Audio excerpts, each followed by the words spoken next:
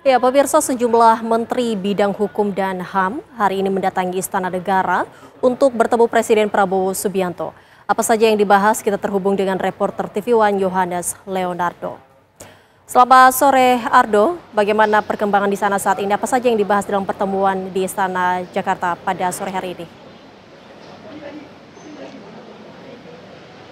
Ya, Prita membahas mengenai kedatangan jajaran menteri di bawah Kementerian Koordinator Hukum, HAM, Imigrasi, dan juga Pemasyarakatan pada siang hari ini. Memang tadi sejak siang tadi, pantauan kami melihat ada beberapa jajaran menteri, diantaranya ada Menko-nya, yakni adalah Yusril Iza Mahendra yang tiba. Disusul kemudian Menteri HAM, ada tadi Natalius Pigai, dan Menteri Hukum Supratman Andi Adgas yang juga tiba dan masuk ke dalam untuk bertemu dengan Presiden ke-8 Republik Indonesia, Prabowo Subianto. Sayang kami tidak menjumpai Menteri Migrasi dan Pemasyarakatan Agus Andrianto yang tidak nampak di kawasan Istana Negara pada siang hari ini. Namun yang jelas terkait poin pembahasannya sendiri, tadi Yusril hanya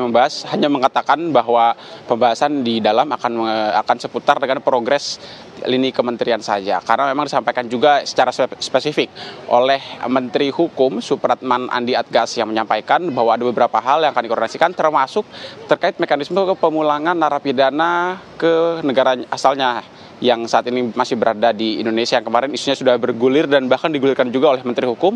dan sempat disampaikan oleh ke Prabowo Subianto sendiri. Namun terkait mekanisme detailnya tadi dikatakan oleh Andi Adgas sendiri akan disampaikan dan akan diskusikan dengan Presiden Prabowo siang hari ini di Istana Negara. Yang menarik juga, Prita, jika Anda bertanya terkait apa kemudian pembahasan yang akan bergulir di dalam terkait Kementerian Koordinator Hukum, HAM, dan Imigrasi dan Pemasyarakatan sendiri, memang tadi juga Andi Adgas menggulirkan bahwa sempat menyinggung terkait isu dikembalikannya pemilihan kepala daerah melalui DPRD, di mana memang kemarin dikatakan oleh Prabowo Subianto sendiri dalam HUT Partai Golkar di Sentul, Bogor, Jawa Barat, bahwa memang untuk pembahasan ini memang menjadi salah satu yang didukung oleh Menteri Hukum Supratman Andi Adgas, di mana Supratman menyampaikan bahwa terkait pengembalian pemilihan kepala daerah kembali ke DPRD sendiri memiliki beberapa faktor pendukung, diantaranya disampaikan oleh Supratman Andi Adgas mengenai demokrasi sendiri tetap bertahan karena memang tetap dipilih oleh rakyat melalui DPRD sebagai Dewan Perwakilan Rakyat Daerah. Yang kedua, poin disampaikan sebagai penguat kenapa kemudian pemilihan melalui DPRD menjadi pilihan atau dapat menjadi opsi yang dipertimbangkan. Disampaikan oleh Andi Adgas sendiri bahwa itu secara cost atau secara pengeluaran sendiri akan lebih efektif, mengingat Pilkada serentak yang berlangsung tahun 2024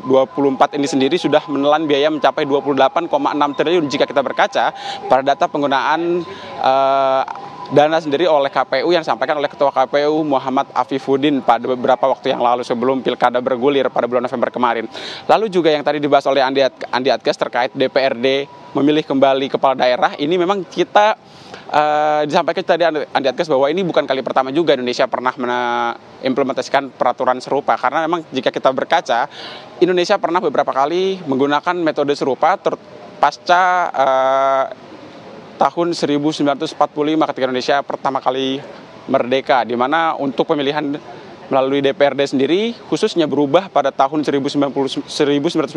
ketika undang-undang keluar pasca reformasi, kemudian diperkuat juga dengan Undang-Undang Nomor 32 tahun 2004 yang berisikan tentang pemerintahan daerah, termasuk juga di Jakarta yang mana pilkada pertama kali dipilih oleh masyarakat secara langsung adalah pada tahun 2007. Namun tentunya terkait pembahasan apa detailnya kami masih menunggu, karena nanti rencananya para Menteri Kabinet Merah Putih sendiri akan memberikan keterangan pers pasca pertemuan dengan Prabowo Subianto di hari Jumat ini. Dan yang menarik juga, Prita, selain tadi ada Menteri dari Kementerian Koordinator Hukum, HAM, Imigrasi, dan juga Pemasyarakatan, tadi sekitar 10 menit yang lalu, artinya sekitar pukul 3 sore waktu Indonesia Barat, juga tiba jajaran kementerian di bawah Kementerian Koordinator Perekonomian, di mana tadi ada Kemenko Perek, ada Erlangga Hartarto yang tiba, lalu kemudian juga ada Menteri Keuangan Sri Mulyani dan juga Wakil Menteri Keuangan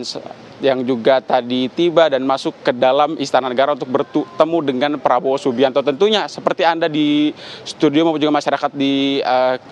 layar kacanya mereka masing-masing, kami juga di sini masih menantikan apa kemudian inti ataupun detail pembahasan Prabowo Subianto dengan jajaran kabinet Menteri Merah Putih pada siang hari. Sementara demikian, Pirita.